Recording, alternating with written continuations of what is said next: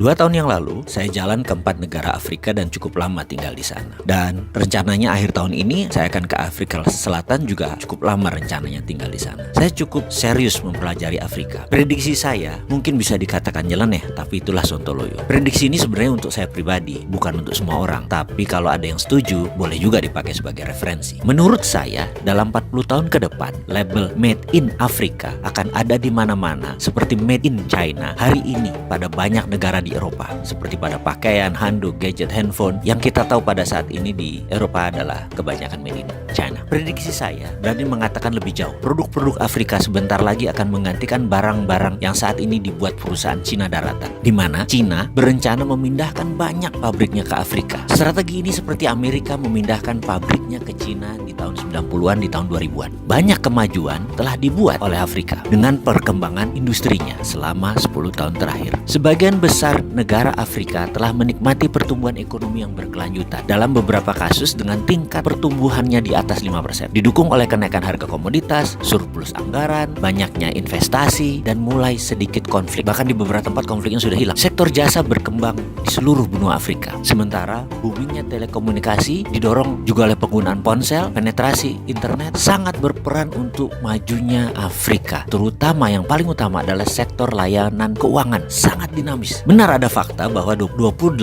negara termiskin di dunia berada di Afrika. Setengah dari penduduknya hidup dalam kemiskinan tanpa akses hak asasi manusia dasar seperti makanan, air bersih, dan perumahan. Sementara 2 dari 5 orang di Afrika masih buta huruf. Pertumbuhan ekonomi produk domestik bruto per kapitanya hanya 1.770, sekitar seperempat dari negara Asia. Transformasi berkelanjutan membutuhkan pendekatan baru yang radikal. Itulah idenya Cina membangun Afrika. Tentunya untuk kepentingan Cina. Sudah ada 23 negara yang diikat dengan One Belt One Road-nya China. Mengapa Cina membangun Afrika? Cina meniru persis apa cara Amerika menyedot aset nasional Cina, yaitu tenaga kerja terampil di tahun 90-an. Namun strategi Cina di Afrika lebih sakti lagi, karena strategi pendanaan obornya bisa mengikat sebuah negara dalam jangka panjang. Amerika kala itu lupa mengikat, jadi lepaslah Cina. Dan Cina tidak akan lakukan itu di Afrika. Cina akan lebih dalam memegang Afrika. Bagaimana cara Cina membangun Afrika? Manufaktur Afrika akan menjadi kunci keberhasilan Afrika. Bahan setengah jadi dikirim dari China, lalu dibuat bahan jadi oleh Afrika dan dikirim ke pasar Eropa. Dalam 5 tahun ini, strategi Cina di Afrika mulai menunjukkan hasilnya. Sektor manufaktur mulai tumbuh 9%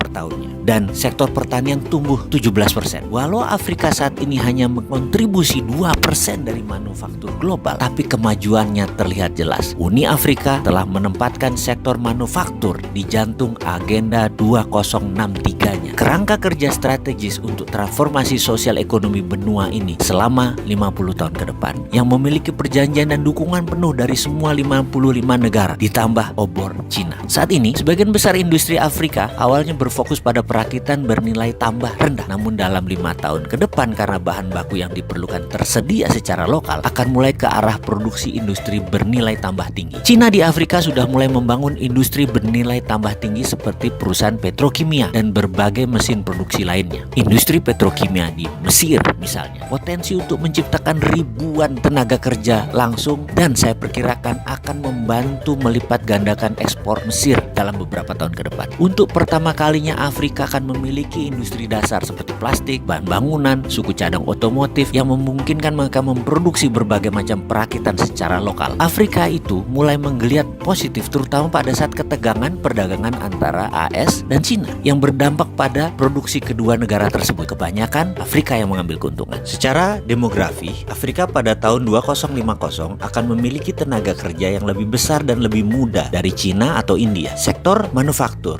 dikembangkan Made in Afrika akan mencapai Eropa lebih cepat karena terjauh jaraknya hanya 10 hari dari Eropa melalui laut. Jika diproduksi di Cina, akan memakan waktu perjalanan lebih dari 40 hari untuk barang tiba. Cina dirugikan sejak awal karena jarak. Karena itu Cina serius membangun Afrika untuk berdagang. Kalau Indonesia, kemana grand plan-nya? Maaf nih ya, menanya.